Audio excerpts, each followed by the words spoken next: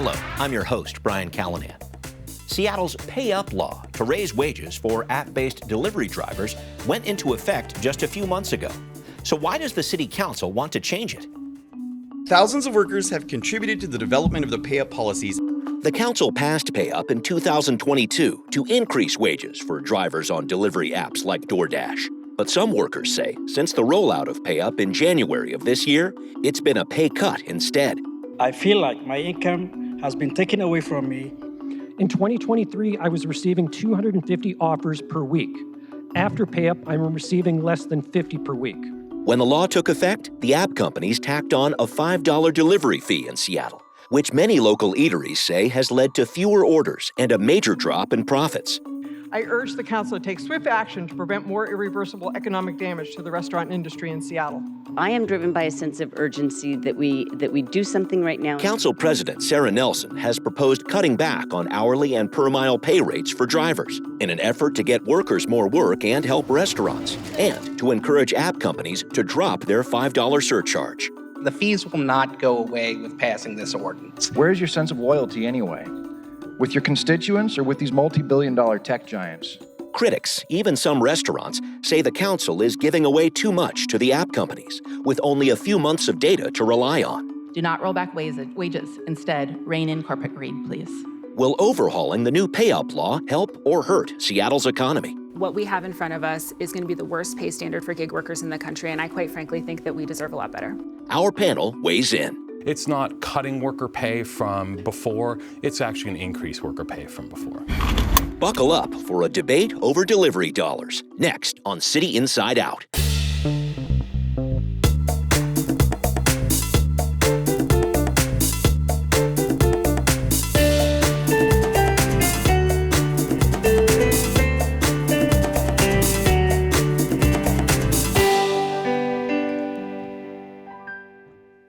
And joining us to discuss this matter further, we have with us Danielle Alvarado, Executive Director of Working Washington, which helped craft the PayUp legislation passed in 2022, which is the law that's getting changed here. Danielle, very good to see you. Thanks so much for having me. We also have with us Michael Wolfe, Executive Director of Drive Forward, an app workers group that has received funding from Uber, helped shape the new legislation the council is working on. Michael, good to see you too.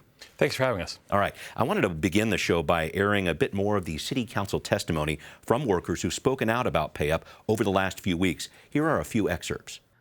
The volume of orders that restaurants receive through third-party apps has been cut in half. That also means my opportunities to deliver have been cut in half. In practice, I've averaged $11.37 an hour since January 13th. That's a far cry from the law's promised minimum $26.40.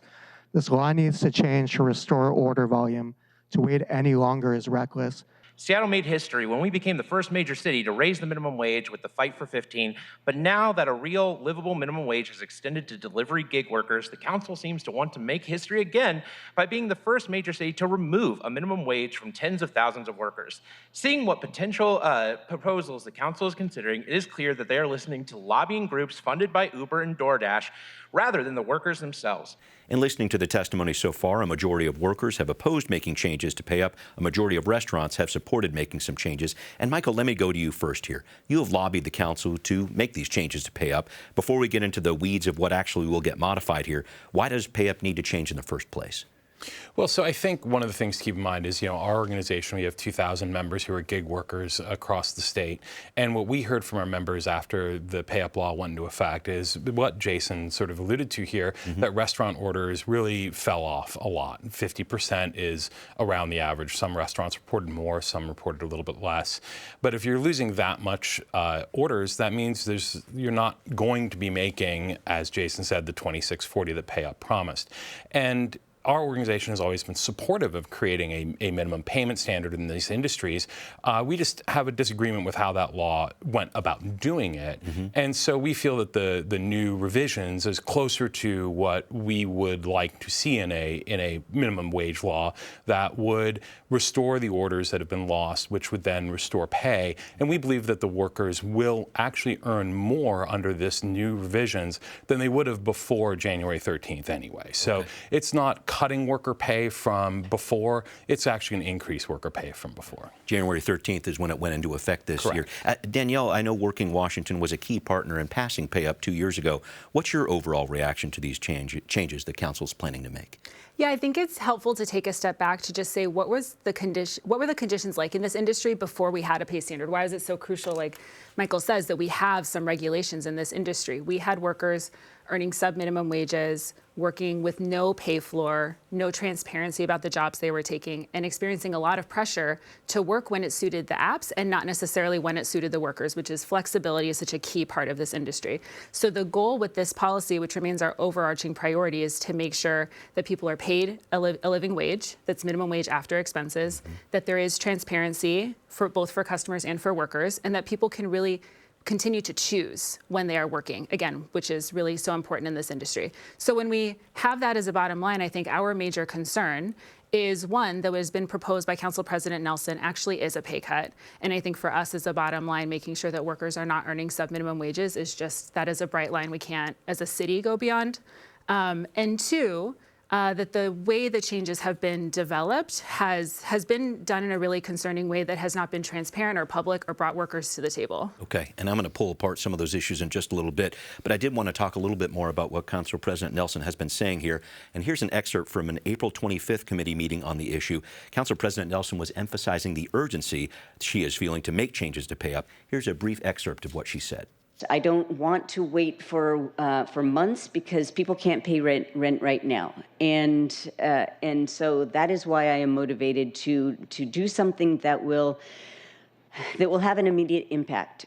And this first in the nation legislation is what caused the chain of events that we're experiencing now. So therefore, I feel that it's incumbent upon us to reverse the unintended consequences that I predicted from the get-go. So, Danielle, Council President Nelson says she's trying to be pragmatic and act quickly after hearing an outcry from workers and local restaurants about PayUp. How do you respond to that? Well, first, I just want to acknowledge that this bill passed 9-0, including with the support of Council President Nelson, and reflected the really thoughtful stakeholdering process that brought that policy to the council. PayUp did in 2022. PayUp did in 2022. Yeah, thank you. And I think what's critical for us is that this law is not what has caused the impacts that we have seen that are concerning to all of us. It's really the app's responses. So in the new imposition of uncontrolled fees on customers is really concerning to us. It is not correlate at all with what workers are making now. It doesn't connect to increased labor costs. It is having a huge impact on customers and local businesses. And we think that it is urgent to address the issue of fees. We are concerned that the proposal that has been put forward does nothing to guarantee the fees will go away. In fact, Council President Nelson has said she hopes that it will be acceptable to the platforms. And so we're in a position now where we're contemplating a first in the nation cut on minimum wage for an industry that desperately needs regulation, with no guarantees that the fees are going to go away, which leaves customers and businesses and workers in a really tough spot. And we really urge the council to take seriously what are some of the mechanisms that could meaningfully address the fees, which would go a long way. Can I put a pin in the fees point for a second? Because I really wanted to address this with you, Michael, about one point of pushback here, which is we've only had this law on the books for a few months, this whole urgency idea here. We've had this law on the books for a few months. We haven't really let it settle out yet. Some drivers have testified they're doing well with PayUp in place. Is the City Council moving too soon to make changes to PayUp? I don't think so. And, part of what I want to sort of frame here is the stakeholder process that took place in 2022 was, from our viewpoint and the viewpoint of other people that were in that room, a little one-sided. 95% of the PayUp law was basically the original proposal that Working Washington made to former council member Lisa Herbold. Yeah. And those meetings were not exactly completely collaborative. We started out, Lisa Herbold would introduce and then hand over the gavel effectively to the former executive director of Working Washington, Sage Wilson. Okay. And it was a very sort of one-sided affair. So from our viewpoint, when Councilmember Nelson approached Drive Forward and asked, what changes would you like to make? We sent in a proposal that actually is a little different than what came out in the bill.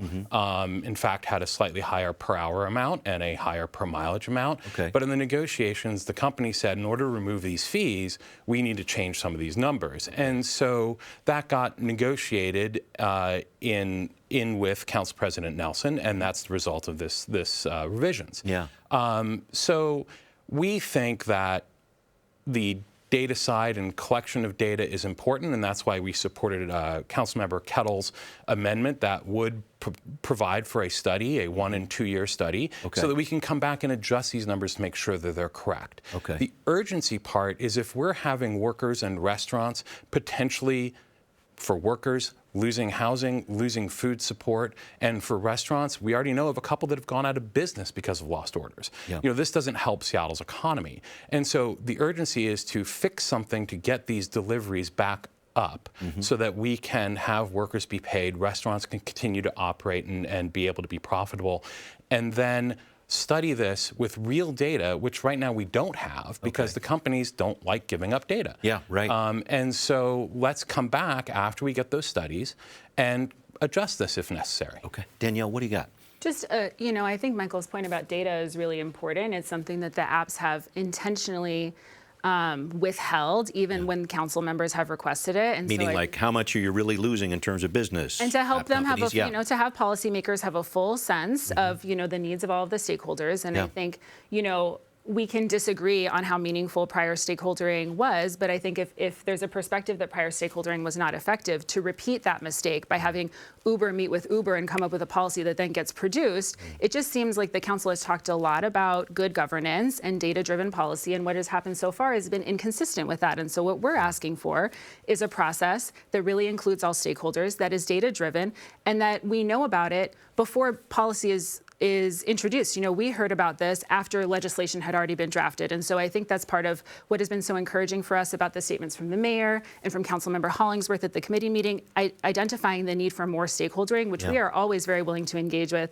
You know, Working Washington has engaged in stakeholdering for years, coming to rulemaking, coming to council members. I don't think you could meet a group that is more interested in stakeholdering than us. And so I think, again, the data point, especially on what's going on with the fees, I think is really critical. It's having such an impact on all of the Seattle stakeholders that we all care about. Can you touch on that data, please? Yeah, go ahead, Michael. Well, I was just going to say, and Drive Forward isn't opposed to this. We would be perfectly happy to sit at a table with Danielle and Working Washington and really discuss these issues to get to a place where we think that this policy, it would be effective. And I don't think that, as I said, the previous stakeholder process really got us to that place. And, you know, there's obviously, as the new city councils come in, it's a different ethos there now.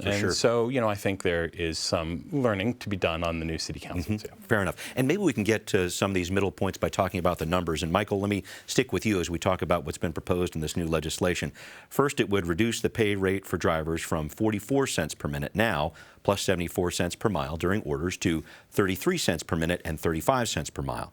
And then there's that minimum $5 per order payment to drivers from PayUp that would be replaced by hourly pay on a weekly basis, topping up drivers to $19.97 per hour, the city's minimum wage, if they earned less than that. Also, drivers would not be paid for trips canceled by the customer.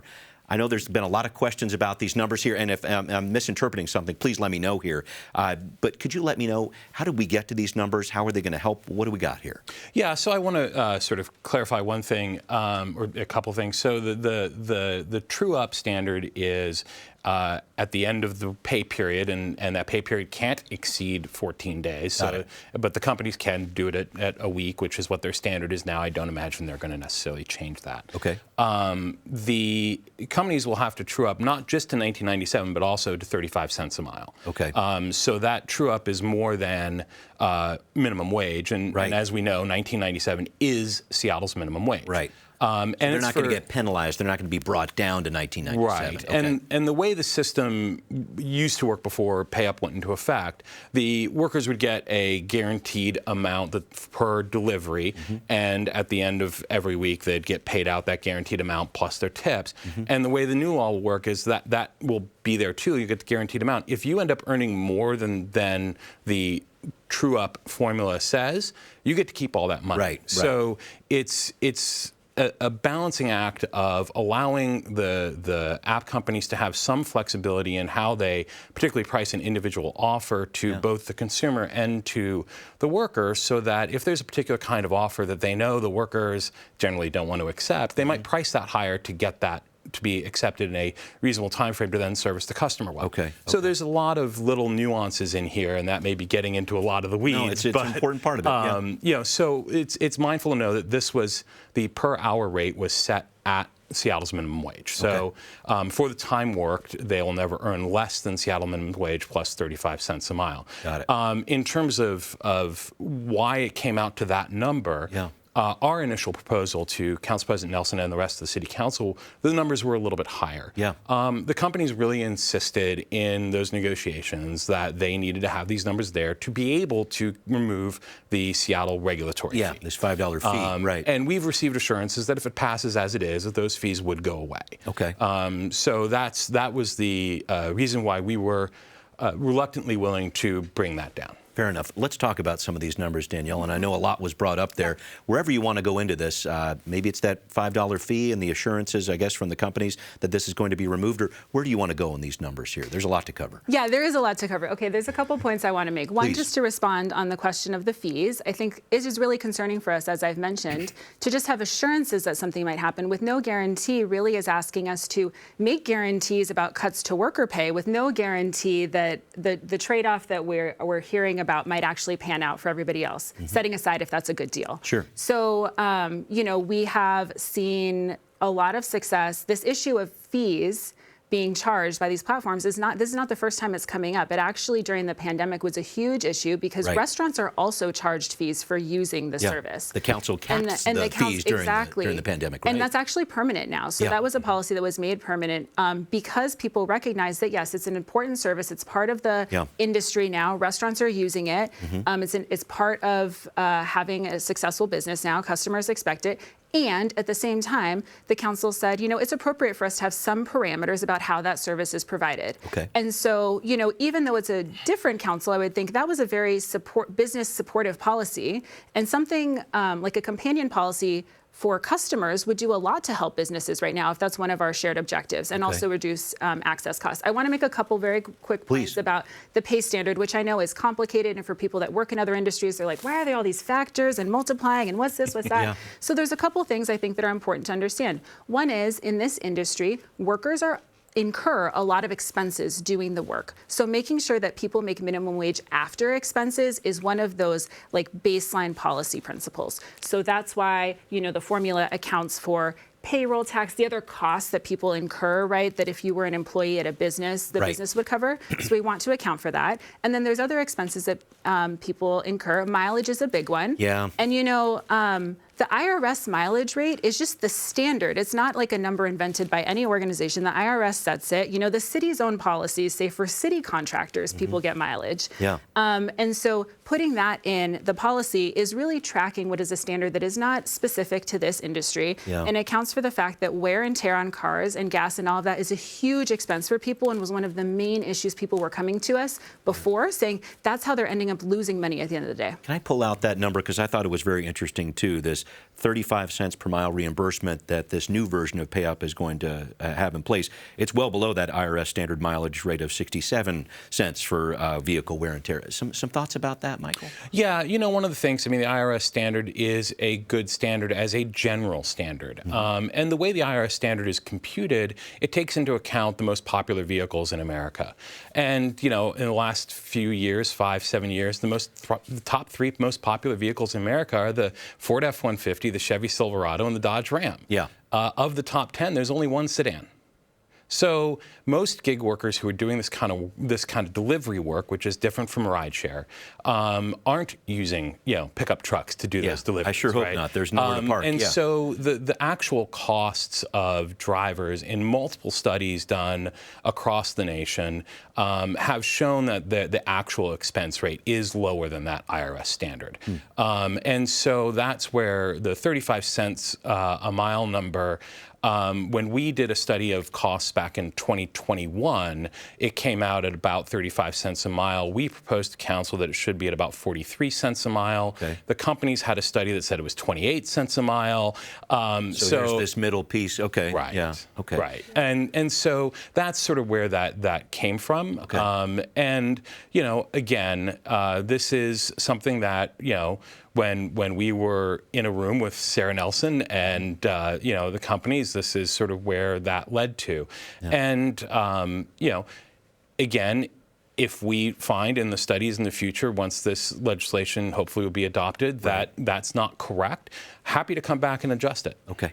Danielle, some thoughts about this? Well, I mean, doing studies and then coming back and adjusting it means that we have workers who are working in a region with incredibly expensive gas, which is another part of what's counted for, right, with mileage. It's not just what car you're driving, but what expenses you're incurring. Will be left under minimum wage, right? So our assessment of the formula that has been proposed is it will leave people with $13.17 as an hourly rate. Mm-hmm. And, there may be robust perspectives on the numbers and where we should land. But again, one of our underlying concerns is the place to hash that out is not in Council President Nelson's office. That's on the dais to have robust discussion, to have a full stakeholdering process, and to make sure that also other council members have the opportunity to fully engage, right? There's a lot of people who have put a lot of work into understanding this industry, getting up to speed, talking to us, talking to workers, talking to the platforms. It's incredibly complex. Yeah. It's why the process took so long before. And so we would really say that, again, underscores the need for that stakeholdering to happen. And it's so great to hear that, Michael's interested in doing that and can, bring some of that perspective to the table. We really would say that to make sure that we have a policy that is not ending up with the unintended consequence. If it's not the intended consequence, having workers at risk of being back at sub-minimum wages, I think is such a high risk that it's important that we get to the table and figure out what else has not been resolved enough so that we can have confidence in what we're doing moving forward. Thanks, and I'll talk about those consequences in just a second, but I just wanted to take a broader industry look here. This was a service, delivery drivers were a service that were used so much during the pandemic because people were not supposed to go out.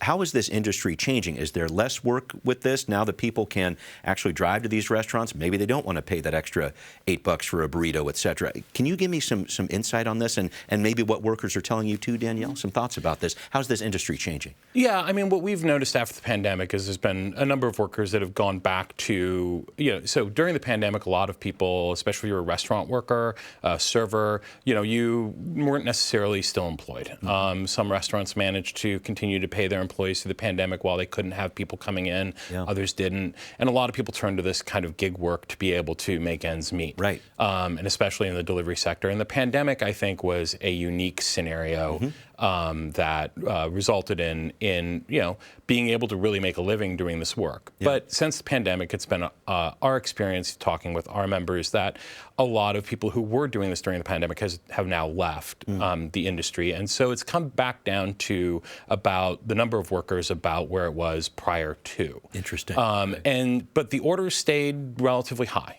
after the pandemic. And because people got used to doing it, and they liked having their groceries delivered. Sure. And they liked having, the ability to get food from a local pizzeria that doesn't do delivery on their own brought in. Yeah.